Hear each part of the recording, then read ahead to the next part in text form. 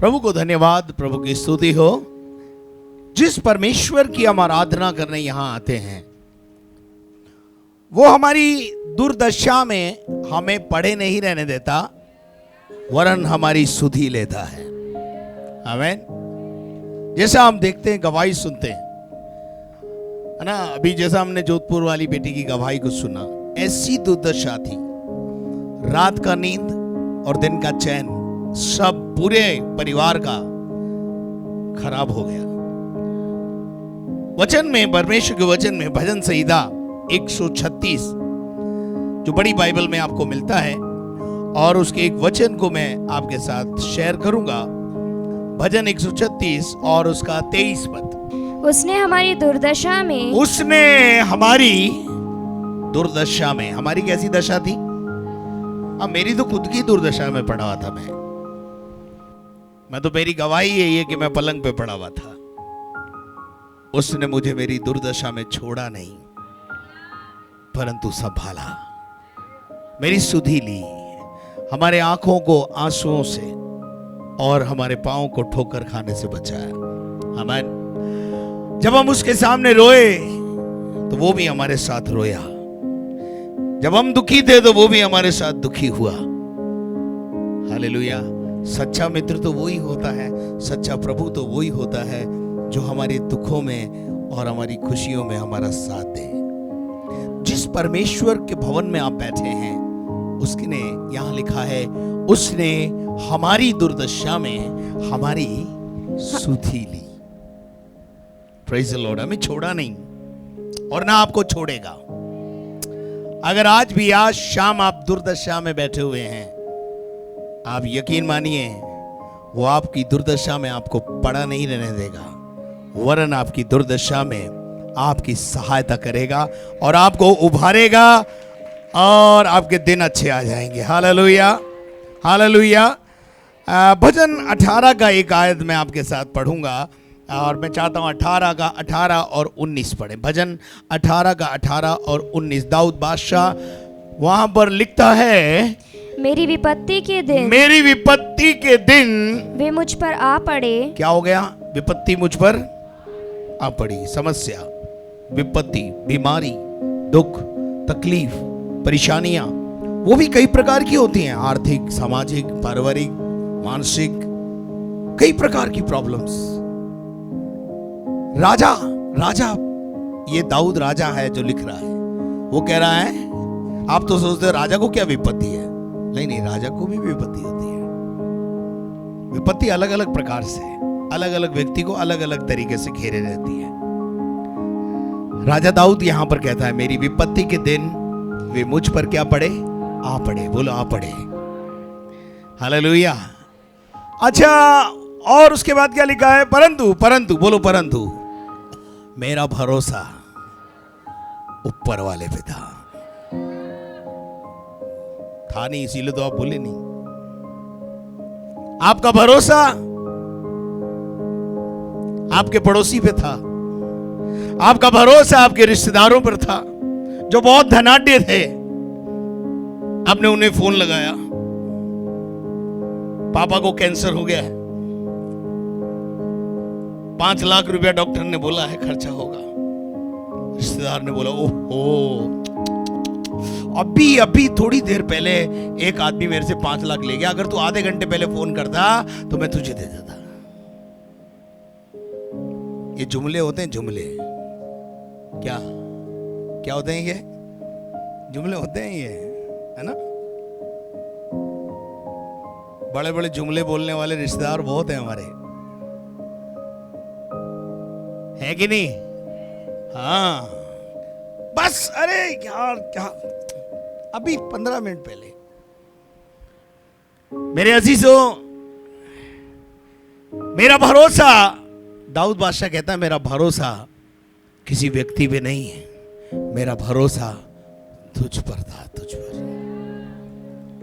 आपको मैं कहना चाहता हूं, आपका भरोसा किधर है? आपका भरोसा किधर है? आपका भरोसा किधर है? आप किस पर भरोसा करते हैं? भैया एक मिनट, ये कुर्सी इधर लेके आना जिस पे तुम बैठे हो। मैं आपसे पूछना चाहता हूं, आप पलक आपसे पूछना चाहता हूं, ये कुर्सी आपका वजन नहीं उठा रही है? नहीं उठा रही ना? उठा रही है क्या? नहीं उठा रही है। क्यों नहीं उठा रही है? क्योंकि पलक इस पर बैठी नहीं है। लेकिन जब पलक इस पर आके बैठ जाएगी तो निश्चित रूप से ये कुर्सी आपका वजन उठाएगी। राइट? आप अपना बोझ अपने परमेश्वर पे डालते ही नहीं तो परमेश्वर उठाए क्या? अरे उस पर बैठो, भरोसा कर। भरोसा करना पड़ता है।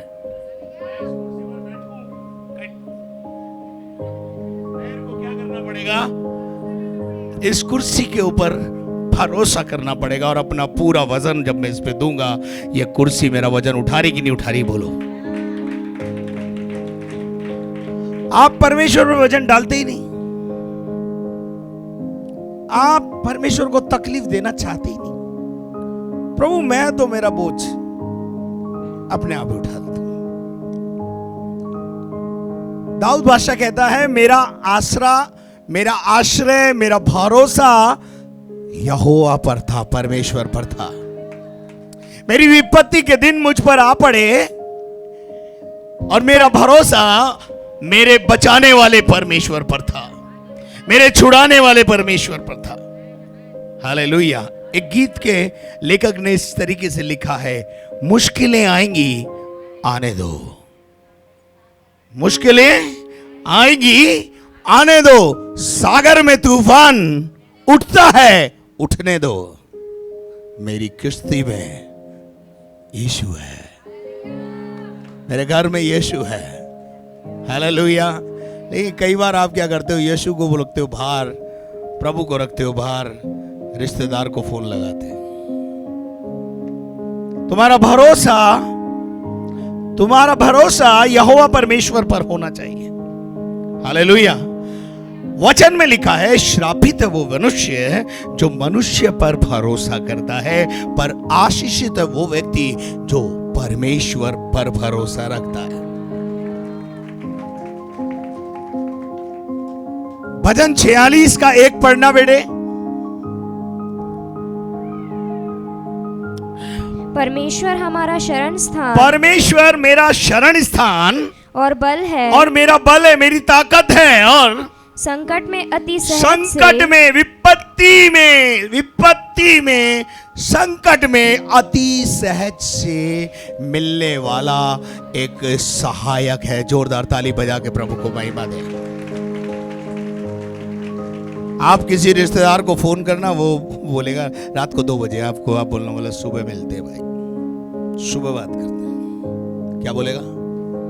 बोलेगा नहीं बोलेगा? सुनेगा। जो खुदा के सामने रोते हैं उनको मनुष्य के सामने नहीं रोना पड़ेगा। जो खुदा के सामने घुटना झुकाते हैं वो मनुष्य के सामने सर नहीं झुकाते। मनुष्य के सामने सर इसलिए झुकाना पड़ता है कि हम उसके सामने घुटना नहीं झुकाते। जो घुटना झुकाओगे उसके सामने तो सर उठाकर जीना सिखा देगा प्रभु। आमीन, आमीन। और उसके बाद 19 पद में क्या लिखा है? भजन 18 का 19 पद पढ़िए। उसने मुझे निकाल कर, वो कहता है उसने मुझे निकाल कर। निकाला कहां से? विपत्ति में से, संकट में से, परेशानियों में से, बीमारियों में से, दुखों में से, तकलीफों में से, समस्याओं में से, समस्याओं के दलदल में से उसने मुझे क्या करा? बोलो निकाला, बोलो निकाला। उसने मुझे निकाल कर चौड़े स्थान में पहुंचाया। कहां पहुंचा दिया?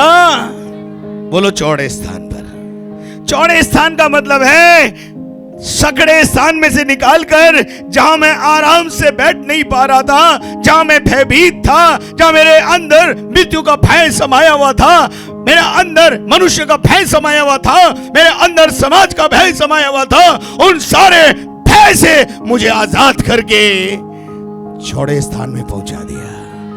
चौड़े स्थान का मतलब होता है comfort zone, spacious place English में। कौन सा प्लेस? स्पेशियस प्लेस, जहां मैं आराम से खुदा के साथ बातें कर सकता हूं। आमीन। कहां पहुंचा दिया? चौड़े स्थान में। आपको जाना है चौड़े स्थान में? है? अपना भरोसा इधर उधर से हटा दो। देखो, दो चीज होती है, एक होती है सृष्टि और एक है सृष्टिकर्ता। दो चीज है। क्या है? एक है सृष्टि और एक है सृष्टिकर्ता। सृष्टि क्या है? ये सूरज, ये चांद, ये तारे, ये पेड़, ये पौधे, ये जीव, ये जंतु, मैं और आप, और इन सब का बनाने वाला सृष्टिकर्ता है। हालेलुया। लेकिन प्रॉब्लम क्या है? हम किसकी पूजा उपासना कर रहे हैं? सृष्टि की। किसकी? अब आपके दुख का कारण क्या है? निकाल के पढ़ेंगे रोमियो की पत्री और उसका 1 का 24, 25, 26 पढ़िए। इस कारण परमेश्वर ने उन्हें यानी सृष्टिकर्ता परमेश्वर ने उन्हें उनके मन की अभिलाषाओं के अनुसार, मन की अभिलाषा के अनुसार अशुद्धता के लिए छोड़ काय के लिए छोड़ दिया? काय के लिए छोड़ दिया? अच्छा, एक बात बताओ, आपका बेटा दंगेत हो, बार बार समझाने पे भी नहीं माने, बेटी दंगेत हो, बार बार समझाने पे भी माँ बाप की बात नहीं माने, तो एक दिन माँ बाप बोलते हैं तू जान थारो काम जाने। कहीं हो गए, इको मतलब कहीं है, छोड़ दियो, तू जाना थारो काम जाने, थारा समझा थाने समझा पर कोई फायदो को नहीं। छोड़ा किसको जाता है?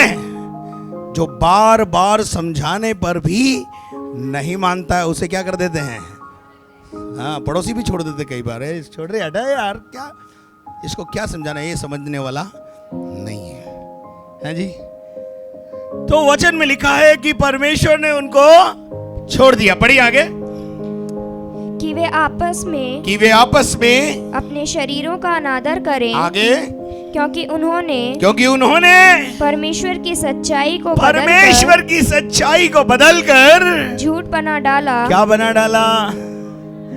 परमेश्वर सच्चा है और उसको हमने काई में कन्वर्ट कर दिया, झूठ में कन्वर्ट कर दिया। परमेश्वर एक है और हमने उसे अनेक में कन्वर्ट कर दिया। This is the problem. यह है समस्या, क्यों आई उसकी प्रॉब्लम की जड़ है ये। चलिए आगे क्या लिखा है? और सृष्टि की उपासना क्या की? सृष्टि की उपासना और सेवा की। हम किसकी सेवा कर रहे हैं? हम किसकी उपासना कर रहे हैं? सृष्टि की। किसकी? हम इनमें उलझ गए हैं, हम इनमें खो गए हैं। है कौन? परमेश्वर की संतान। खो कहां गए? संसार में, सृष्टि में। और क्या लिखा है बेटा? सृष्टि की उपासना की, ना कि उस सृजनहार की। किसकी करनी चाहिए थी? किसकी करनी चाहिए थी? बोलो, सृजनहार की। सृजनहार का दूसरा नाम है सृष्टिकर्ता परमेश्वर। पूजा किसकी होनी चाहिए थी? उपासना किसकी होनी चाहिए थी? आराधना किसकी होनी चाहिए थी? महिमा का मंडप किसका होना चाहिए? किसके सामने सर झुकना चाहिए? किसकी पूजा करनी चाहिए? सृष्टिकर्ता की करनी चाहिए। लेकिन कर किसकी रहे? तो क्या करेगा परमेश्वर? गले लगाएगा। हाँ जी, आजा बेटी।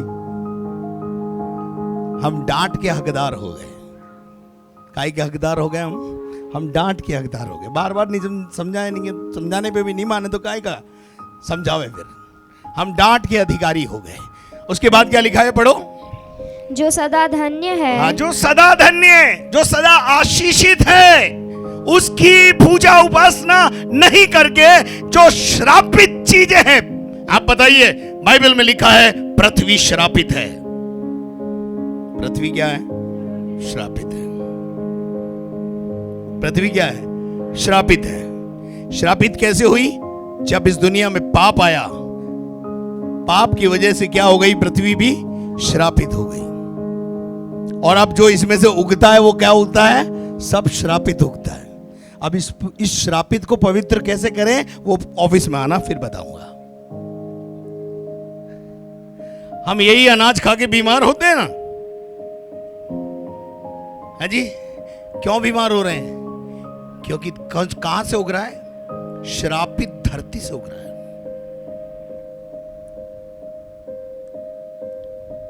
श्रापित धरती से जो चीज उग रही है वो क्या हो जाएगी, श्रापित हो जाएगी। श्राप कैसे टूटेगा और कैसे उसकी सफाई होगी ये वे एक दिन में नहीं बता सकता, आते रहोगे तो मालूम पड़ जाएगा। यहां लिखा है उन्होंने, पढ़ो बेटा आगे पढ़ो। इसलिए परमेश्वर ने हाँ, उन्हें नीच कामनाओं के वश परमेश्वर ने उनकी नीच इच्छा और कामनाओं के वश में छोड़ दिया। और उसके बाद फिर पढ़ना बेटा, 28 पद पढ़ दिए। जब उन्होंने परमेश्वर को पहचाना, जब उन्होंने बार बार समझाने पर भी परमेश्वर को पहचानना नहीं चाहा। चलिए चलिए अभी और आगे बढ़ेंगे, आप पढ़िए क्या लिखा है। तो परमेश्वर ने भी, परमेश्वर कौन सा, वो ऊपर वाला सृष्टिकर्ता, परमेश्वर ने भी उन्हें उनके निकम्मे मन पर छोड़ दिया। उनको उनके निकम्मे मन पर क्या कर दिया, छोड़ दिया। बोले वाह, जा तेरे को जो करना है तू कर, जो करना है तू कर, मैं आशीष का दाता हूं, तूने मुझे छोड़ दिया। बाइबल में एक जगह लिखा है, मुझ बहते हुए जल के सोते को त्याग कर। उन्होंने टूटे फूटे हौज बना लिए और अब उन टूटे फूटे हौजों में पानी टिकता नहीं है। बहुत कमाते हैं परंतु सारा छेद वाली थैली में चला जाता है। आजकल थैली में आती है ना दारू, है? एक पति पत्नी मेरे पास आए और कहने लगे, भाई साहब आप इसको समझाओ, ये पीता बहुत है। मैंने उसको समझाया, और पीने का भी उसका क्या तरीका था मालूम है, थैली पीता था। मैं बोला ये थैली क्या होता है, मैं सोचा कोई ब्रांड होगा। बोले नहीं नहीं, आजकल थैली में आती है, आदमी कहीं भी खड़ा होकर चुपचाप ही पी ले, पता नहीं चले। मेरा कहने का मतलब यह है, हमारा धन, हमारी कमाई, हमारी मेहनत की कमाई थैली में जा रही है। कौन सी थैली है वो, छेद वाली थैली। कमा बहुत रहे हैं लेकिन टिक ही नहीं रहा, आशीष नहीं है। मेरे अजीजों, यहां 19 पद में वापस आएंगे अपन। भजन 18 का 19 पद में क्या लिखा है, उसने मुझे निकाल कर चौड़े स्थान में पहुंचा दिया, यानी वहां पहुंचा दिया जहां मेरे जीवन में दूध और मधु की धाराएं हैं, खुशियां हैं, आनंद है।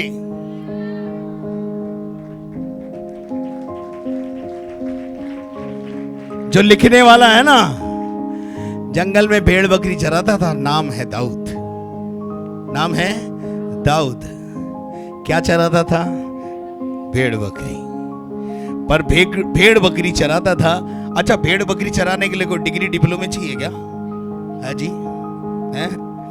पढ़ा ना लिखा बेचारे को, और माँ बाप ने बोला जब जंगल में जाओ भेड़ बकरी चलाओ। अच्छा जी, चले गए। वहां जाके कुड़कुड़ा नहीं रहे माँ बाप पे, अरे देखो मेरे साथ कैसा व्यवहार किया। वहां पे भी आनंदित है। और क्या कर रहे हैं वहां मालूम है, रब की होवे सना हमेशा, रब की होवे सना। प्रभु की तारीफ कर रहा है, प्रशंसा कर रहा है, उसे प्रसन्न कर रहा, उसे। Praise the Lord. नीचे लिखा है, क्यों उसने मेरी विपत्ति के दिन मुझे बचा लिया, क्यों उसने मुझे छुड़ाया, क्यों उसने मुझे उस दलदल में से निकालकर चौड़े स्थान में पहुंचाया, क्योंकि वो मतलब ऊपर वाला, वो मुझसे प्रसन्न था। हालेलुया।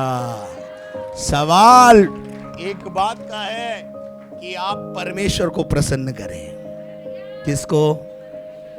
लेकिन आपने तो पोपा जी ने प्रसन्न करना है, बुआ जीर्ण करना है जी। हमको दुनियादारी में, हमको दुनिया को खुश करना है। हम वैसे गाते बड़ा अच्छा है। राकेश भाई कहाँ है? वो कौन सा गाना है आपका?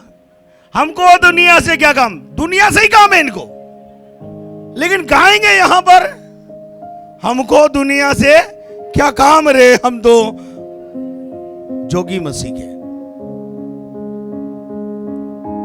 ये गाने में बहुत अच्छा लगता है लेकिन कर नहीं पाते ऐसा। हम दुनिया को खुश करते हैं, लेकिन दाऊद किसको खुश कर रहा है? परमेश्वर को। क्यों उसने विपत्ति के दिन उसकी सुधि ली? क्यों उसने उसको दुर्दशा में से निकाला? क्योंकि वो खुदा को खुश करने वाला था, मनुष्य को खुश करने वाला नहीं था। आप चाहते हैं वो आपके लिए भी काम करे? पड़ोसी को बोलो खुदा को खुश करो। किसको? फूफा जी नाराज हो जाए, हो जाने दो। बुआ जी हो जाए, हो जावे दो। चाची हो जाए, चाचा हो जाए, पड़ोसी हो जाए, कोई भी हो जाए, वो नाराज नहीं होना चाहिए, बस वो ऊपर वाला नाराज नहीं होना चाहिए। इस बात का ध्यान रखो। हालेलुया। वो हमारी नाव में है, वो हमारे घर में है, तो दुनिया नाराज होवे होबा दियो, कोई दिक्कत को नहीं है। हालेलुया। मैं कईयों को बोलता हूं, चिंता मत कर।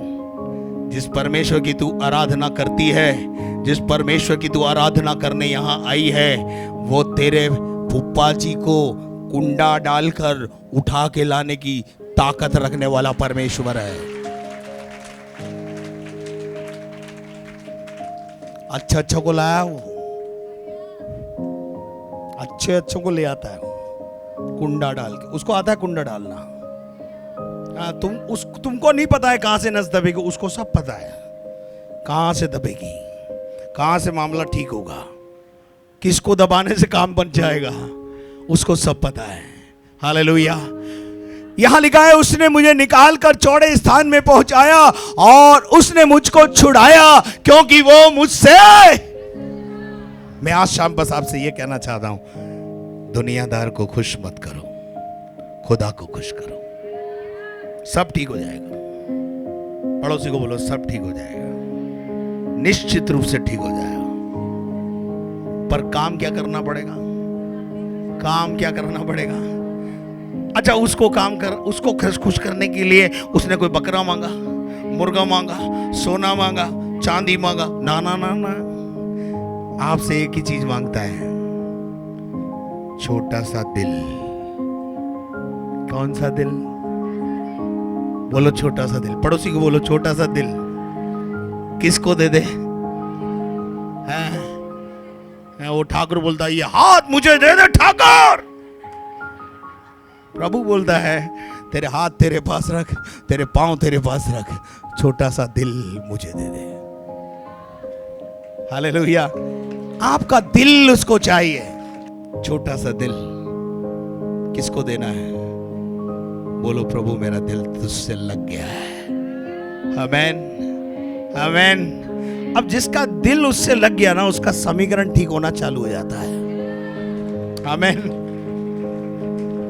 क्या चाहिए उसको आपका? हाँ, छोटा सा, वो भी छोटा सा है जी, है ना। कभी कभी हम प्यार करते किसी को ना, तो कभी कभी ये बोलते हैं अरे मैं तुझसे इतना प्यार करता हूं, मैं तेरे को एक किडनी भी दे सकता हूं, है ना। किडनी भी दे सकते। जो दो चीज है आपके पास, उसमें से आप एक, लेकिन जो दो है ना वो प्रभु को चाहिए नहीं। आपकी किडनी नहीं चाहिए, दो आंखें हैं वो भी नहीं चाहिए, जो एक है ना वो चाहिए। आप बोलेंगे आप एक ही तो है, वो भी उसको दे देंगे तो फिर हमारा क्या होगा? उसी में सब कुछ होगा। आमीन। उसी में सब कुछ होगा। हालेलुया मेरे अजीजों। उसके बाद एक और आयत मैं इसी भजन की आपके साथ शेयर करूंगा, जो आज सुबेरे भी मैंने शेयर करी और बहुत सारे लोगों ने मुझसे बोला पास्टर जी बहुत आशीषित वचन था, बातें थी, आप शाम को भी बताएं। तो यहाँ लिखा हुआ है 25 पद में पढ़िए, इसी का 25, 18 का 25 और 26। दयावंत के साथ तू परमेश्वर दयावंत के साथ कैसा है? दयावंत है। परमेश्वर के वचन में यीशु मसीह ने भी कहा, धन्य है वे जो दयावंत है, उन पर दया की जाएगी। अपने जीवन में दया रखो। आमीन। यहां लिखा है दयावंत के साथ तू क्या दिखाता है? दया दिखाता है, और खरे पुरुष के साथ तू खरा है। अरे ये तो बहुत अच्छी आयत है। पड़ोसी को बोलो ये तो बहुत अच्छी आयत है। मजा आ गया। लेकिन 26 में क्या हो गया? मजा सजा में बदल गया। हाँ जी आगे बढ़ो, 26 पढ़ो। शुद्ध के साथ तू शुद्ध के साथ अपने को शुद्ध दिखाता। हाँ, परमेश्वर शुद्ध के साथ शुद्ध है, और टेढ़े के साथ टेढ़े तू के साथ तिरछा बनता है। टेढ़ा हो जाता है।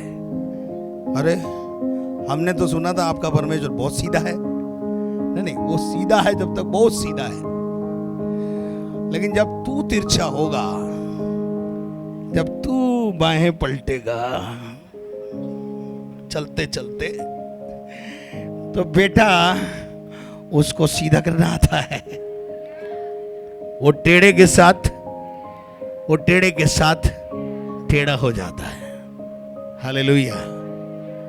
आप भी बोलते ना, मेरी परीक्षा मत ले, मेरा धैर्य मत खोआ, मैं आ गया ना अपनी फॉर्म में, तो फिर देख लेना। टेढ़े के साथ आप भी क्या हो जाते हैं? हाँ, सीधे के साथ आप भी सीधे। ये स्वभाव परमेश्वर का भी है। आप जब तक भक्ति के साथ, परमेश्वर के साथ भक्ति का जीवन जिएंगे, मैं आपको बताना चाहता हूं, परमेश्वर आपका हाथ कभी नहीं छोड़ेगा। वो हमेशा आपको लेकर के चलेगा, वो आपको उठाएगा। लेकिन जब हम उठ जाते हैं ना, तो फिर उठ जाते हैं। समझ गए आप? उठ जाते हैं तो फिर हम यहां से भी उठ जाते हैं। फिर हम माइक्रोस्कोप लगा के ढूंढते रहते हैं, ये बहन आई नहीं आज। उठ जाते हैं। Praise the Lord. वचन में लिखा है तो तिरछे के साथ तिरछा है, और टेढ़े के साथ तू क्या हो जाता है? टेढ़ा हो जाता है। तो आपसे मेरी गुजारिश, आप सीधे रहो। कैसे रहो? खरे रहो, सीधे रहो, टेढ़े मत बनो। टेढ़े के साथ वो कैसा हो जाता है? टेढ़ा हो जाता है। वो कोशिश करता है कि वो टेढ़ा ना हो, लेकिन क्या करे, आपको सीधा करने के लिए उसको टेढ़ा होना पड़ता है। आमीन। मैं 3 बात बताऊंगा और उसके बाद अपने कथन को विराम दूंगा। बोलो परमेश्वर के साथ चलना। निकाल के पढ़िए या उत्पत्ति की किताब 5वां अध्याय और उसके 5 इस किताब में 21 पद से पढ़े। यहां एक व्यक्ति है जिसका नाम यहां पे लिखा हुआ है, जरा उसके बारे में देखेंगे, पढ़ेंगे। 3 चाल बताऊंगा आपको। जब हनोक 65 वर्ष का हुआ, जब हनोक 65 साल का हुआ, तब उससे मतुशेलह का जन्म उसके हुआ। घर में एक बेटे का जन्म हुआ। मतुशेलह का जन्म हुआ। मेरे अजीजों, उन दिनों में 28-30 साल की उम्र में शादी हुआ करती थी, और 30 से 35 साल बच्चा नहीं हुआ घर में, कोई आशीष नहीं थी घर में। 65 साल की उम्र हो गई, और शायद ये कहीं प्रार्थना कराने गए होंगे, या कोई प्रभु का दास मिला और उनने हनोक के लिए प्रार्थना की, और परमेश्वर ने उसकी पत्नी की कोख भर दी, और उसके बाद उसको एक बेटा उत्पन्न हुआ। कौन उत्पन्न हुआ? बेटा उत्पन्न हुआ। बाइबल बताती है उस बेटे का नाम इन्होंने क्या रख दिया? मतुशेलह। मतुशेलह का मतलब होता है, बेटा तेरा न्याय होगा। क्या होगा? तेरा न्याय होगा। कई बार हमारे नाम का बहुत अच्छा अर्थ होता है, हमें पता ही नहीं होता है। इस नाम का अर्थ है परमेश्वर न्याय करेगा। एक दिन मेरे जैसे पादरी से हनोक की मुलाकात हो गई होगी। हमने पूछा जी क्या नाम है इसका? अजी भाई साहब, वो एक पादरी साहब आए थे, वो मतुशेलह रख गए। अरे भैया, तुम्हें मतुशेलह का मतलब मालूम है क्या है? परमेश्वर एक दिन सब चीजों का न्याय करेगा। तो हनोक के कान के कीड़े धड़ गए। बोला अच्छा न्याय होगा, तब तो सीधा चलना पड़ेगा। कैसे चलना पड़ेगा? टेढ़े चले तो वो टेढ़े के साथ टेढ़ा हो जाएगा। और बाइबल बताती है उसके बाद पढ़ो, मतुशेलह के जन्म के पश्चात मतुशेलह के जन्म के पश्चात हनोक 300 वर्ष तक 300 साल तक परमेश्वर के साथ साथ चलता परमेश्वर के साथ चला। बोलो, परमेश्वर के साथ चला। कितने साल?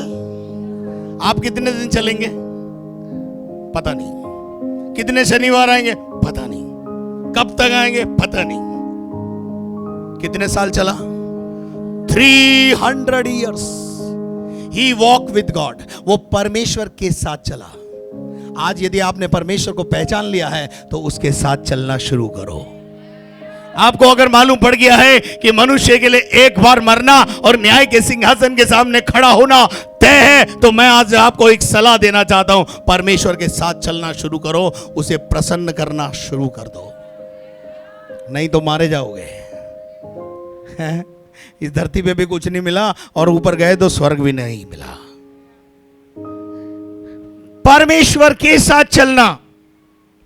उसके बाद हम देखते हैं वो परमेश्वर के साथ साथ चलता रहा और उसके और भी बेटे और बेटियां उत्पन्न हुए और बहुत अच्छा जीवन जिया उसने। और बाइबल बताती है वो 300 साल तक परमेश्वर के साथ चला। कितने साल?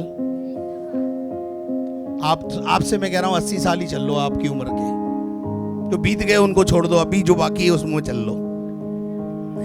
मेरे अजीजों, यहां पर अपन देखते हैं लिखा हुआ है, और बाइबल आपको पता है, बाइबल में 2 शख्स ऐसे हैं धरती पर जो मौत को देखे बिना उठा लिए गए। उसमें से एक है हनोक। ताली बजा के प्रभु को महिमा दो। परमेश्वर आपको मरने नहीं देगा। हालेलुया। दूसरी चाल बताता हूं। उत्पत्ति की किताब 6 अध्याय उसका 9वां पद। नूह की वंशावली यह है। अब देखिए, नूह की वंशावली यह है। वंशावली का मतलब क्या होता है मालूम है? मत्ती के पहले अध्याय में यीशु मसीह की वंशावली लिखी है और 42 पीढ़ियों का जिक्र है वहां पर। लेकिन जब नूह की बात आई तो नूह के पिताजी का नाम पता नहीं है। वंशावली का क्या मतलब होता है मालूम है? मेरा नाम, मेरे बाप का नाम, दादा का नाम, फिर परदादा का नाम, फिर उनके पापा, उसके पापा का नाम, फिर उसके पापा का नाम, फिर उसके पापा का नाम। इसको बोलते हैं वंशावली। ठीक है ना? लेकिन यहां एक व्यक्ति है जिसका नाम नूह है और किसी ने उससे पूछा, भाई तेरे बाप का नाम क्या है? अरे बाप का तो पता नहीं भैया, मैं धर्मी व्यक्ति हूं। कौन हूं? उसको बाप के नाम से पहचान नहीं मिली, उसके काम के द्वारा उसको पहचान मिली। हालेलुया। नूह के लिए लिखा है वो धर्मी पुरुष था। नूह की वंशावली यह है कि वो धर्मी था, राइचस था। मेरे अजीजों, और उसके बाद क्या लिखा है? पुरुष था और अपने समय के लोगों में कैसा था? खरा था। और क्या लिखा है? और नूह परमेश्वर ही के साथ चलता रहा। देखिए, एक व्यक्ति मैंने बताया परमेश्वर के साथ चलता था, दूसरे के लिए लिखा है परमेश्वर ही के साथ चल। आपका प्रॉब्लम क्या है मालूम है? हो सकता है आप परमेश्वर के साथ चल रहे हो, लेकिन यहां एक दूसरा परिवार है जो केवल परमेश्वर ही के साथ चलता है। इंग्लिश में उसको इस प्रकार से बोलेंगे, he walk only with God. He walk only with God. इसका मतलब उसके जीवन में दूसरे किसी प्रभु का नाम और स्थान नहीं है। नहीं आई समझ में? उसको तो एक ही प्रभु है। आई वॉक ओनली विद गॉड। मैं इधर उधर नहीं देखूंगा, इधर उधर नहीं चलूंगा, समझौता एक्सप्रेस नहीं चलाऊंगा, मिली जुली सरकार नहीं चलाऊंगा। समझने वाले समझ लेना, केवल परमेश्वर ही के साथ चलूंगा। ये दूसरी चाल है। अब आपको पता है नूह को इसका प्रतिफल क्या मिला? पहले व्यक्ति का जो परमेश्वर के साथ चला वो अपने आप को बचा पाया, अपने परिवार को नहीं बचा पाया, लेकिन दूसरा व्यक्ति परमेश्वर ही के साथ चला। और बाइबल बताती है नूह के जमाने में जल प्रलय हुआ और केवल और केवल और केवल नूह का परिवार बचा। यह है परमेश्वर ही के साथ चलने का परिणाम। आप अपने परिवार को बचाना चाहते हो? डबल माइंडेड मत रहो। आज एक निर्णय लो, I walk only with God. मैं केवल इस वचन पर चलूंगा, मैं परमेश्वर ही के साथ चलूंगा। आमेन, आमेन। क्या आप मेरे साथ हैं? हालेलुया। दूसरा राजा 18 अध्याय, तीसरी चाल। 3 चाल बताऊंगा, मैंने बोला था ना। पहली चाल परमेश्वर के साथ चलना, दूसरा परमेश्वर ही के साथ चलना, तीसरी एक और चाल बताऊंगा। पढ़िए दूसरा राजा 18:6। लेकिन 6 से पढ़ने से पहले 1 पढ़ना पड़ेगा, तब आपको 6 की बात समझ में आएगी। पढ़िए। एला के पुत्र, एला का पुत्र इज़राइल के राजा होशे के 3रे वर्ष में यहूदा के राजा आहाज का पुत्र हिजकिया राजा हुआ। एक व्यक्ति है जिसका नाम हिजकिया है। हिजकिया उन दिनों में राजा बन गया, और जैसे ही वो राजा बना, उसने देखा कि पूरा इज़राइल मूर्ति पूजा में लिप्त है। मैं भारत की बात नहीं कर रहा, मैं इज़राइल की बात कर रहा हूं। ये इज़राइल का राजा है। और जब इसने ये देखा कि पूरा देश मूर्ति पूजा कर रहा है, ये राजा बना। और राजा बनते ही इसने जो देश में से सफाई शुरू करी, और ऐसी सफाई करी कि एक पीतल का सांप जो मूसा ने बनाया था, जो मसीही पृष्ठभूमि से बैठे हैं वो भी समझ लेना, कुछ रीति रिवाज, कस्टम सिस्टम जो समाज में चल रहे हैं ना, उन पर भी अगर आप चलोगे तो खुदा उनसे भी आपको अलग करना जानता है और चाहता है। वो पीतल का सांप मूसा ने बनाया था, और लोग पीतल के सांप की पूजा और उपासना करने लगे थे, उसके आगे धूप जलाने लगे। और जब इसने देखा, अरे जीवित परमेश्वर को छोड़कर ये पीतल के सांप की उपासना कर रहे हैं, आराधना कर रहे हैं, बंद कराओ। और इसने क्या करवा दिया? सब बंद करा दिया। Praise the Lord. खतरनाक राजा था यार, हैं? खतरनाक था। अब पढ़ो भाई आगे, छठा पद पढ़ दो। अब वह यहोवा, समय कम है इसलिए छठा पद डायरेक्ट पढ़ा रहा हूं। आओ। वह यहोवा परमेश्वर से लिपटा रहा। कैसा रहा? कैसा चला? बोलो तीसरा है लिपट कर चलना। है जी, है जी। अब लिपट के चलना क्या होता है? वो उनसे पूछो जिनकी शादी अभी अभी हुई है, वो किस प्रकार से एक दूसरे से मोहब्बत करते हैं, एक दूसरे के बिना खाना नहीं खाते, एक दूसरे के बिना पानी नहीं पीते, एक दूसरे के बिना बाजार नहीं जाते। तुम चल रही हो क्या?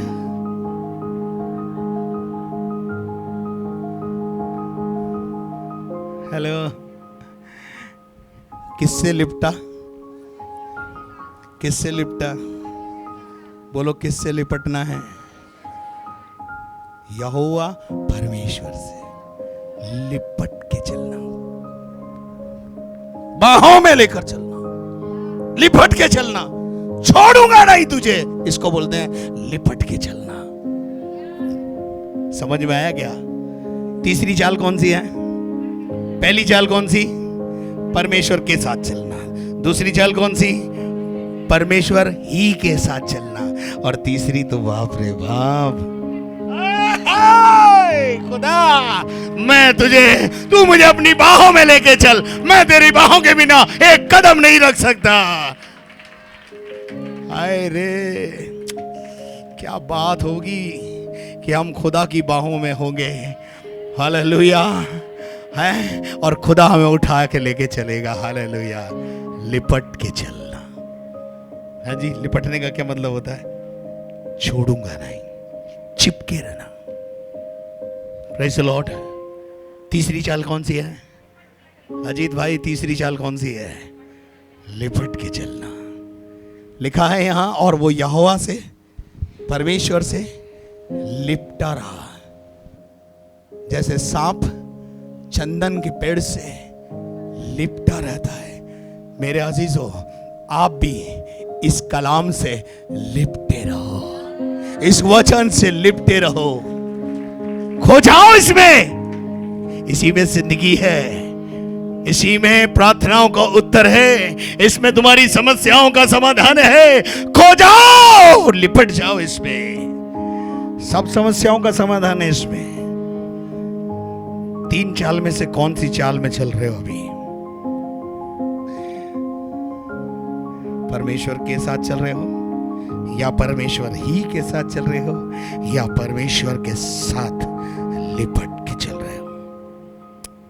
जो परमेश्वर के साथ चलेगा, सुनिए, जो परमेश्वर के साथ चला वो अपने आप को बचा पाया। जो परमेश्वर ही के साथ चला वो अपने आप को और अपने परिवार को बचा पाया। पढ़ो, जल प्रलय में केवल कोई नहीं बचा, नूह और नूह का परिवार, 8 प्राणी के अलावा कोई नहीं बचा। तो हेमलत गलत तो नहीं बोल रहा हूं। अब बात आती है हिजकिया लिपट के चलने का प्रतिफल क्या है? एक दिन यशायाह नबी ने आकर बोला, राजा तेरी मौत का समय आ गया है, you are going to die, तू मरने जा रहा है, तेरा मरने का समय आ गया है। आप मेरे साथ हैं? हेलो। और जैसे ही उसने बोला मेरे मरने का समय आ गया है, हिजकिया राजा परमेश्वर के पास गया, परमेश्वर के मंदिर में गया और भीत की तरफ मुंह करके कहने लगा, परमेश्वर मेरे उन कामों को याद कर, मेरी उन बातों को याद कर। अरे मैं तेरी बाहों में चला, मैं तुझे लिपट के रहा। अरे क्या है, मौत खड़ी है सामने, मैं जीना चाहता हूं, मैं जीना चाहता हूं। परमेश्वर ने उसकी प्रार्थना को नकारा नहीं। परमेश्वर ने कहा, अच्छा तू अभी मेरे पास नहीं आना चाहता, जीना चाहता है? हाँ प्रभु, मैं थोड़ा और धरती पे जीना चाहता हूं। बाइबल में लिखा है उसी क्षण, बोलो उसी क्षण, परमेश्वर ने उसकी आयु के 15 साल बढ़ा दिए। ताली बजाकर प्रभु को महिमा दे। अरे उसके साथ लिपट के चलने का प्रतिफल तुम्हें मिलेगा। चल के तो देखो, ये बंदा 26 साल से लिपट के चल रहा है, तभी तो आप मेरे लिपटे हुए हो, नहीं है जी? है? अब जाए तो जाए कहां भैया? आप जैसा भैया है नहीं भैया, है ना? यही तो है भैया, है जी? मेरे अजीजों, परमेश्वर के साथ चलना, परमेश्वर ही के साथ चलना और परमेश्वर के साथ लिपट के चलना, आप कैसे चलना चाहते हो? तो आइए खड़े होइए, देखिए लिपटते हैं उसके। सर्वशक्तिमान जीवित और महान परमेश्वर, हम धन्यवाद देते हैं पिता परमेश्वर तेरे एक अच्छे वचन के लिए। परमेश्वर, इस वचन के द्वारा प्रभु जी हमने परमेश्वर खुदावंत जो हमारे जीवनों में आशीष को पाया परमेश्वर, उसके लिए हम आपको धन्यवाद देते हैं पिता परमेश्वर। पिता प्रभु, इस वचन के द्वारा खुदावंत परमेश्वर तेरे लोगों के जीवन में परमेश्वर तो काम होने दे पिता परमेश्वर, और खुदावंत ताकि वो भी इस वचन के अनुसार अपने जीवन को चला सके परमेश्वर। जो शिक्षा प्रभु उन्होंने तेरे दास के द्वारा प्रभु इस वचन से पाई है पिता, वो शिक्षा में परमेश्वर वो चलने पाए और आगे तक बने रहे परमेश्वर। प्रभु तेरा धन्यवाद देते हैं पिता परमेश्वर। धन्यवाद के साथ प्रार्थना यीशु के नाम से मांगते हैं, दया से सुन लीजिए परमेश्वर, आमीन। यदि आपने हमारे चैनल को अभी तक सब्सक्राइब नहीं किया है तो लाइक करें और सब्सक्राइब करें। साथ ही प्रे टावर के नंबर स्क्रीन के ऊपर दिए गए हैं और आप इसके द्वारा जो प्रार्थना के निवेदन है वो हम तक पहुंचाएं। साथ ही बैंक डिटेल वो भी स्क्रीन के ऊपर दी हुई है, जो नंबर दिए हुए हैं उन नंबरों का आप इस्तेमाल करें और आप प्रभु की सेवा में अपना बढ़ चढ़कर योगदान दें ताकि परमेश्वर के राज्य की बढ़ोतरी हो। परमेश्वर आप सभी को आशीष दे।